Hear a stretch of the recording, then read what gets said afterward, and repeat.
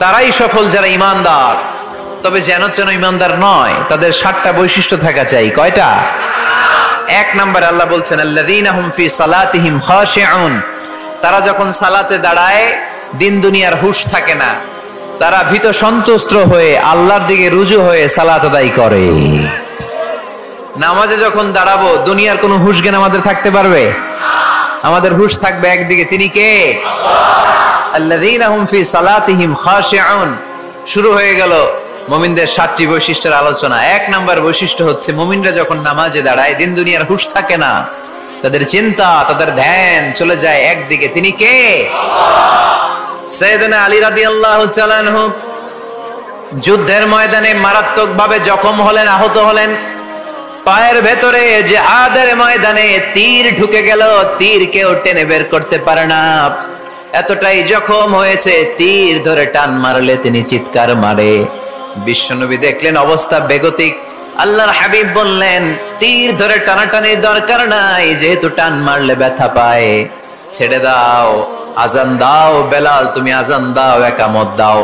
এক সাহাবীরে বললেন, আমি যখন নামাজে দাঁড়াবো, আলী যখন নামাজে দাঁড়াবে, নামাজরত অবস্থায় তুমি তোমার নিজের দায়িত্বে আলীর পায়ের ভেতর থেকে তীরটা টেনে বের করে ফেলবা।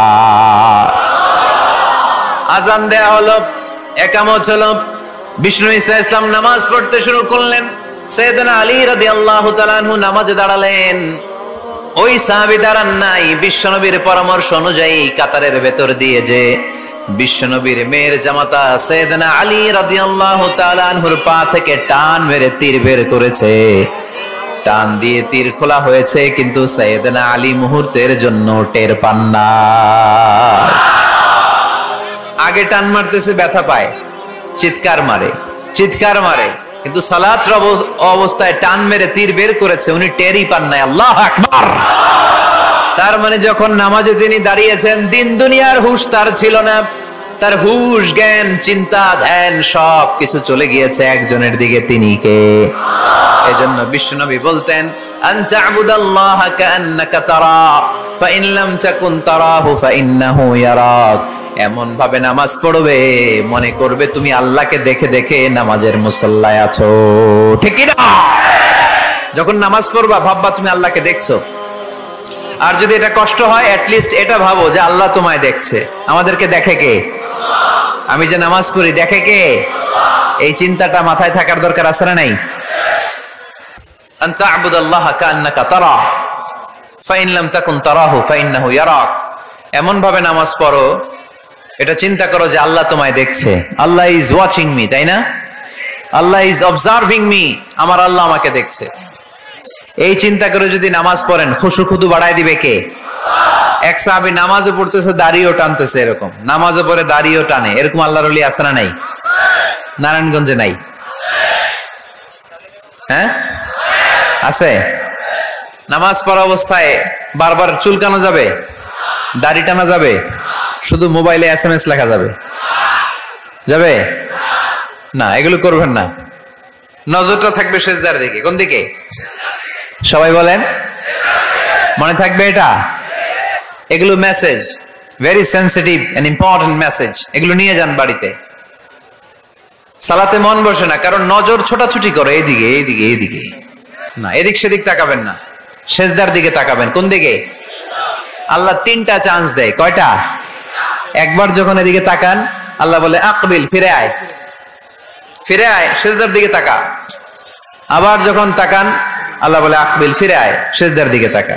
আবার যখন ঘড়ির দিকে তাকান নামাজে, আল্লাহ বলে ফিরে আয়, সেজদার দিকে তাকা।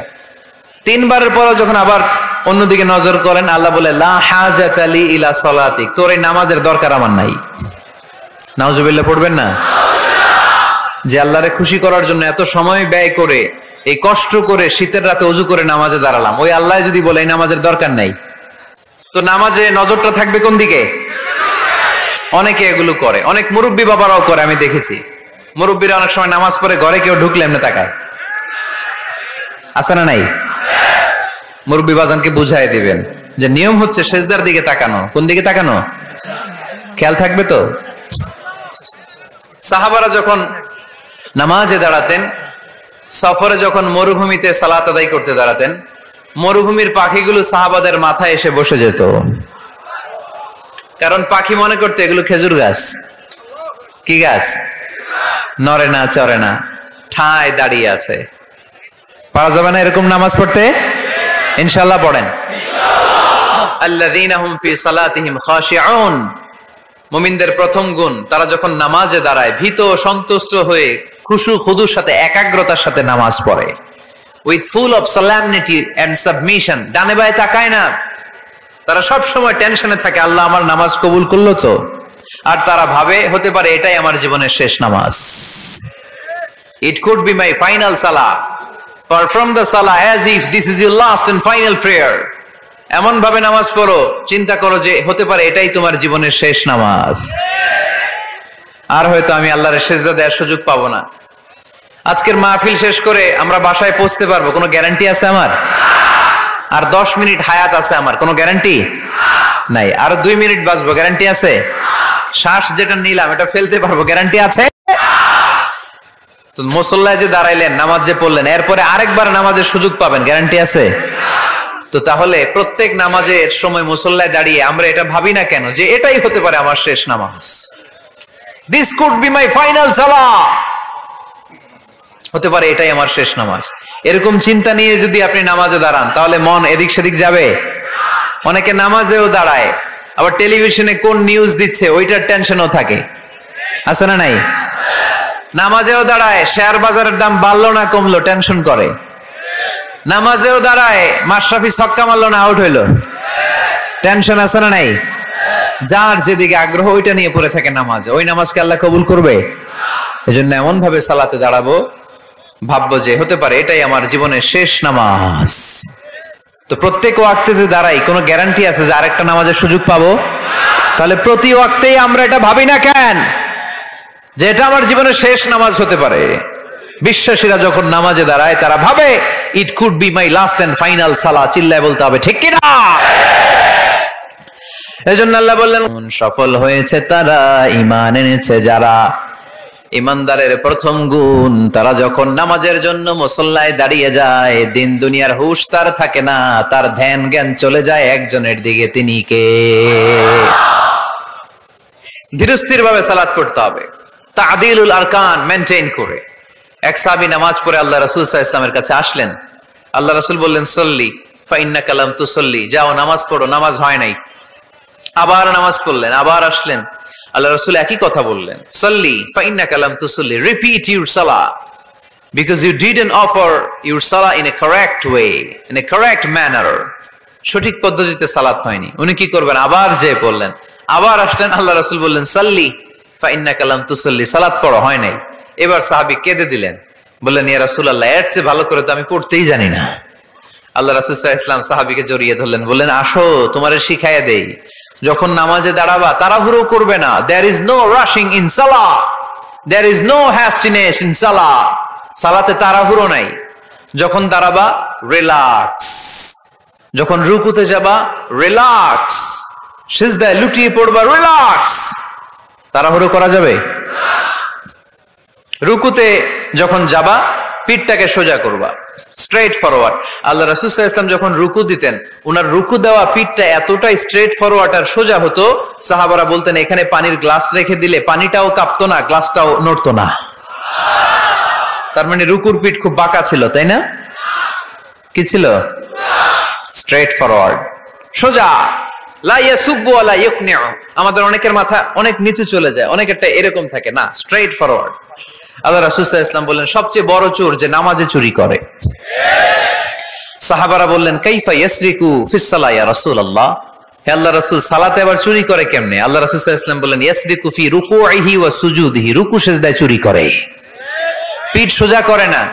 রুকু থেকে সোজা হয়ে দাঁড়িয়ে কয়েক সেকেন্ড অপেক্ষা করা এটা ওয়াজিব। দুই সিজদার মাঝখানে 1-2 সেকেন্ড স্থির হয়ে বসে থাকা ওয়াজিব।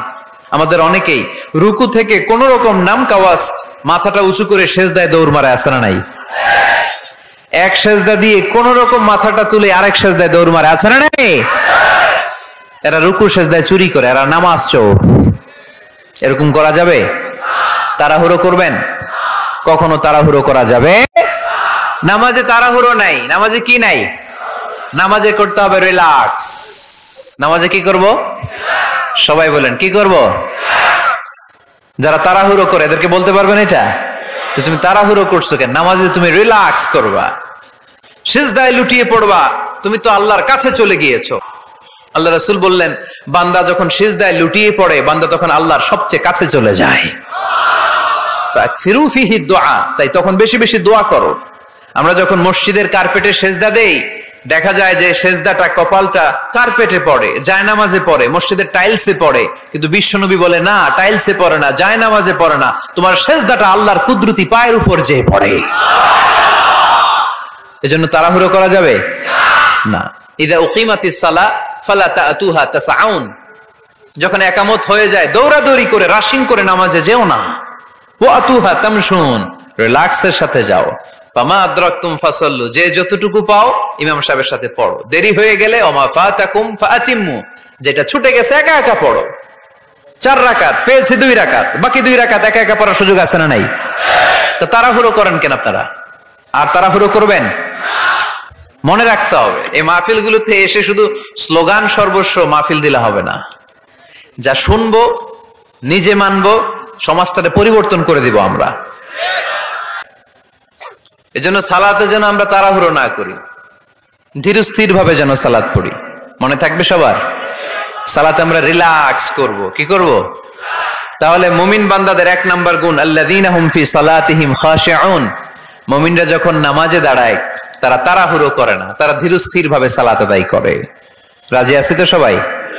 আল্লাহ তুমি কবুল করো। 2 নাম্বার আল্লাহ বললেন, ওয়াল্লাযীনা হুম আনিল লাগবি মুরিদুন।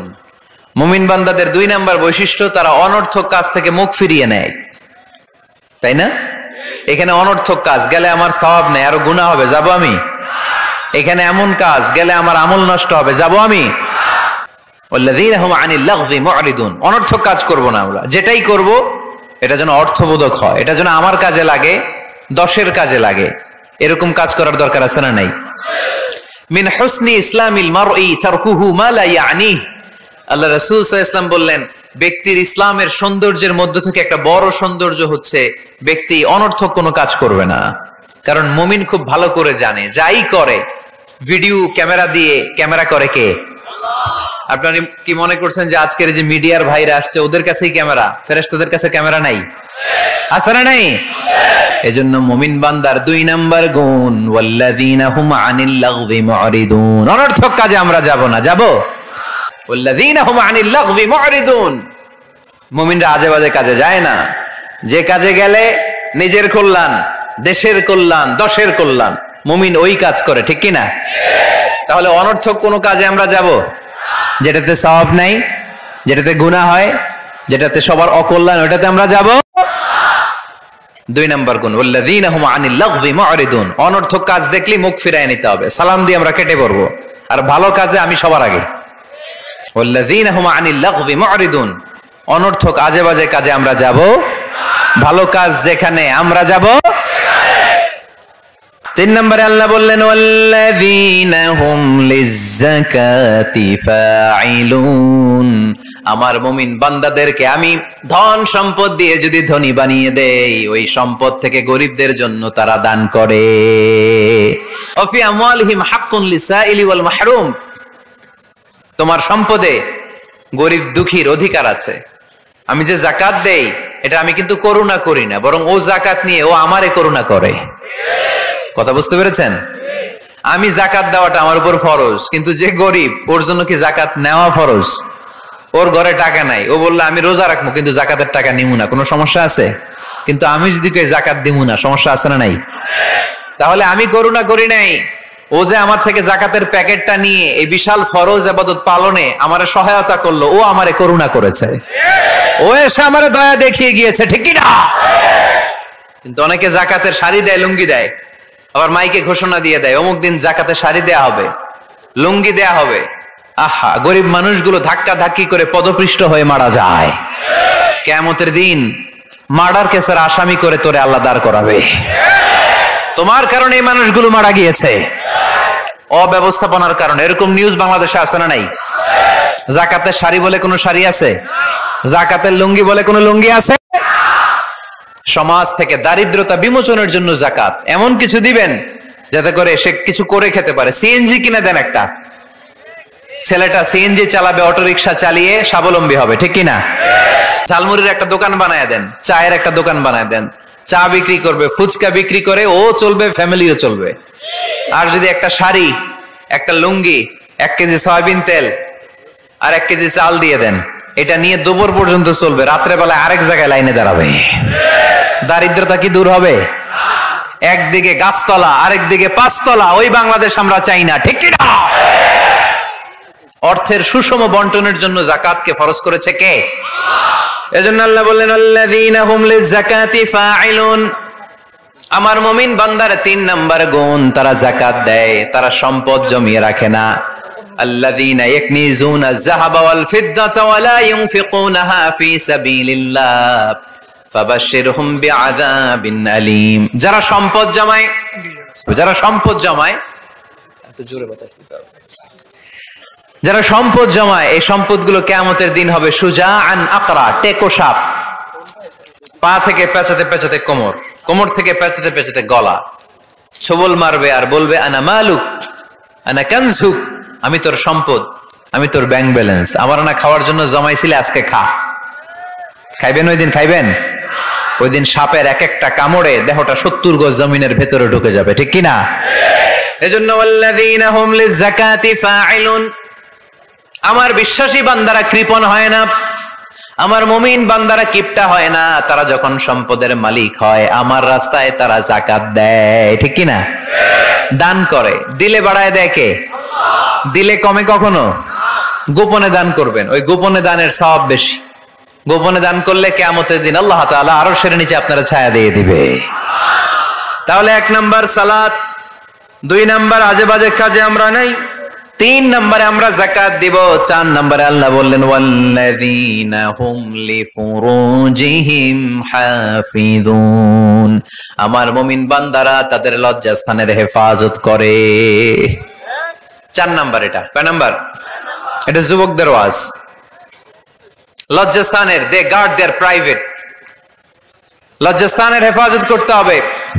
আল্লাহ রাসূল সাল্লাল্লাহু আলাইহি ওয়াসাল্লাম বললেন মাইয়াদমান লি মা বাইনা লিহিয়াইহি ওয়া মা বাইনা রিজলাইহি আদমান লাহুল জান্নাহ।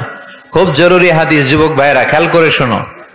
যে ব্যক্তি 2টা অঙ্গের গ্যারান্টি, বিশ্বনবী বললেন আমার যে উম্মত 2টা অঙ্গের গ্যারান্টি আমারে দেয়, আমি নবী তারে জান্নাতের গ্যারান্টি দেই। 1 নাম্বার মা বাইনা লিহিয়াইহি, এই 2 চোয়ালের মাঝখানে যে অঙ্গ থাকে, সে যদি গ্যারান্টি দেয় ওই অঙ্গের পাপ করবে না, মানে জিহ্বা। সে যদি ওয়াদা দেয় জিহ্বা দিয়ে মিথ্যা বলবে না, চগলখুরি করবে না, একজনের কথা আর একজনের কানে লাগাবে না, এই ওয়াদা যদি দেয়। আরেক হলো 2 রানের মাঝখানে যা আছে, মানে লজ্জাস্থান, এই জিহ্বার লজ্জাস্থান দিয়ে কোনো পাপ কাজের সাথে সে জড়িত হবে না। এই গ্যারান্টি যদি কোনো উম্মত আমারে দেয়, আমি নবী তারে জান্নাতের গ্যারান্টি দেই। You have to guard your private. বিবাহ বহির্ভূত কোন সম্পর্ককে ইসলাম জায়েজ করে নাই, এজন্য এগুলো করা যাবে? গার্লফ্রেন্ড বয়ফ্রেন্ড করা যাবে? বিয়েতে করলাম, বিয়েতে বরকত, বিয়ের মতো ভালো কাজ হতে পারে না। সব নবীরা বিয়ে করেছেন। আর নিকাহ মিন সুন্নতি, বিয়ে আমার সুন্নাত। ফামান রাগিবা আন সুন্নতি ফালাইসা মিন্নি, যে আমার সুন্নতকে ভালোবাসে না সে আমার উম্মত হতে পারে না। আমরা শয়তানের হাতে ধরা দিতে চাই না, আমরা বিয়ের মতো পবিত্র বন্ধনে আবদ্ধ হতে চাই, ঠিক কি না? এটা জান্নাতি সম্পর্ক। আমাদের আদি পিতা আদি মাতা, তাদের প্রথম বিয়ে হয়েছে জান্নাতে, এজন্য আমরা বিয়ে করতে চাই। আমরা পরকীয়ায় জড়াতে চাই না, আমরা গার্লফ্রেন্ড বানাতে চাই না, আমরা অবৈধ সম্পর্কে জড়াতে চাই না, আমরা বিশ্ব ভালোবাসা পালন করতে চাই না। এগুলো হারাম। হারাম আছে যেখানে আমরা যাব না, হালাল আছে যেখানে আমরা যাব। এরপরে আল্লাহ বললেন ওয়াল্লাযীনা হুম লিআমানাতিহিম ওয়া আহদিহিম রাউন। মুমিন বান্দারা কখনো আমানতের খেয়ানত করে না, ঠিক কি না? আমানতের খেয়ানত করে, আমানতের হেফাজত করে। ইন্নাল্লাহা ইয়া'মুরুকুম আন তুআদ্দুল আমানাতি ইলা আহলিহা। আল্লাহ আদেশ করেছেন আমানতদারের কাছে কিছু রাখা হলে সেজন্য আমানত পৌঁছে দেয়। আপনার বন্ধু আপনার কাছে একটা ল্যাপটপ রেখে গেল, এসে বলল 2 মাস পরে এসে বলল বন্ধু ল্যাপটপটা দাও। ঠিক যেমন যেমন সে দিয়েছে তেমন তেমন আপনি দিবেন, ঠিক কিনা?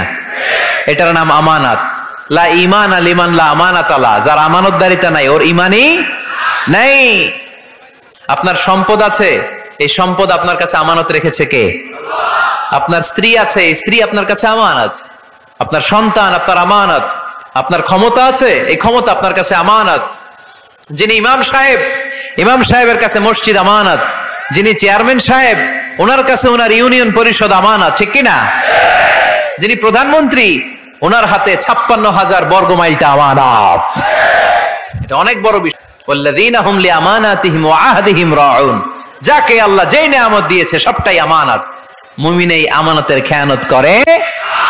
আমানতের খেয়ানত করে যারা মুনাফিক, তাদের বৈশিষ্ট্য হচ্ছে ইযা আতুমিনা খানা, আমানত রাখলে খেয়ানত করে। এরকম আছে না নাই? ওয়া আহদিহিম রাউন, মুমিন বান্দার 6 নাম্বার বৈশিষ্ট্য হচ্ছে মুমিন বান্দা যদি আহাদ দেয়, প্রমিস দেয়, প্রমিস দিয়ে প্রমিস রাখে। কথা দিয়ে কথা রাখে, কথা ভাঙে না। আমরা কথা দেই কিন্তু কথা রাখি না, এরকম আছে না নাই? না, মুমিনদের কথা তো কথা, কথা দিলে আপনার কথা রাখতেই হবে। এজন্য আল্লাহ কোরআনে বললেন ওয়া আউফু বিল আহদি ইন্নাল আহাদা কানা মাসউলা, যে ওয়াদা তুমি দিয়েছো, যে অঙ্গীকার মানুষকে তুমি দিয়েছো, যেই প্রমিস তুমি মানুষকে রেখেছো, তোমার প্রমিস তুমি রক্ষা করবে। কেননা কিয়ামতের দিন এই ওয়াদার প্রমিসের ব্যাপারে তোমারে জিজ্ঞেস করবে কে? খবরদার, কাউরে কথা দিলে কথা রাখবেন। বন্ধুকে কথা দিলে কথা রাখুন, সন্তানকে কথা দিলে কথা রাখুন, স্ত্রীকে কথা দিলে কথা রাখুন। কিন্তু এই দেশে কেউ কথা রাখে না। ইসমাইল আলাইহিস সালাম এর এক ব্যক্তির সাথে ওয়াদা দিলেন যে আগামীকাল বিকেলে আসরের সালাতের পরে এই গাছের নিচে আমরা দুজন মিট করব, ওয়াদা। তো তার পরের দিন আসরের সালাতের পরে ইসমাইল আলাইহিস সালাম ওই গাছের নিচে যে দাঁড়িয়ে রইলেন, কিন্তু ওই লোকটা আর আসলো না। সাইয়েদনা ইসমাইল আলাইহিস সালাম ভাবলেন হয়তো ভুলে গিয়েছে, আজকে আসে নাই, কালকে আসবে। ইসমাইল আলাইহিস সালাম তার পরের দিনও আসরের পরে ওই গাছের নিচে যে হাজির, কিন্তু লোকটা আসেনি। ইসমাইল আলাইহিস সালাম ভাবলেন আজও হয়তো ভুলে গিয়েছে। উনি তার পরের দিনও যে ওই লোকের জন্য দাঁড়িয়ে রইলেন, তারপরের দিনও দাঁড়িয়ে রইলেন। এইভাবে 5 দিন 10 দিন নয়, টানা 30 দিন তিনি ওই লোকটার জন্য গাছের নিচে অপেক্ষা করেছেন। আহাদিহিম রাউন, ওয়াদা দিলে আমার ওয়াদা রাখতে হবে, কারণ মুমিনের কথার দাম আছে না নাই? এজন্য মুমিনের 5 নাম্বার গুণ আমানতদার হবে। 6 নাম্বার গুণ ওয়াদা দিলে ওয়াদা রাখবে। সর্বশেষ গুণ হলো ওয়াল্লাযীনা হুম আলা সালাওয়াতিহিম ইউহাফিযুন, মুমিন বান্দা কখনো নামাজ নষ্ট করে না, ঠিক কি না? ওয়াল্লাযীনা হুম আলা সালাওয়াতিহিম ইউহাফিযুন, সালাতকে তারা হেফাজত করে। দেখেন আল্লাহর বর্ণনা ভঙ্গি কত সুন্দর। শুরু করছিল কি দিয়ে? সালাত দিয়ে। আবার শেষ করতেছে, শুরুতে বলছে সালাতে খুশু খুদু, আল্লাহর দিকে মনোযোগ থাকে। শেষে বলতেছে সালাত কামাই দিবে না। ওয়াল্লাযীনা হুম আলা সালাওয়াতিহিম ইউহাফিযুন, মুমিনরা সালাত হেফাজত করে। তারা সব কামাই দিতে পারে কিন্তু সালাত কামাই দিতে পারে না, কারণ গোটা দুনিয়াটারে আমাদের জন্য সেজদার জায়গা বানিয়েছে কে? কিয়ামতের দিন আউয়ালু মা ইউহাসাবু বিহিল আবদু ইয়াউমাল কিয়ামাতি আস-সালাত, কিয়ামতের দিন সর্বপ্রথম যেই জিনিসটার হিসেব আল্লাহ চাইবেন সেটা হলো সালাত, নামাজ। এটার হিসেব আগে।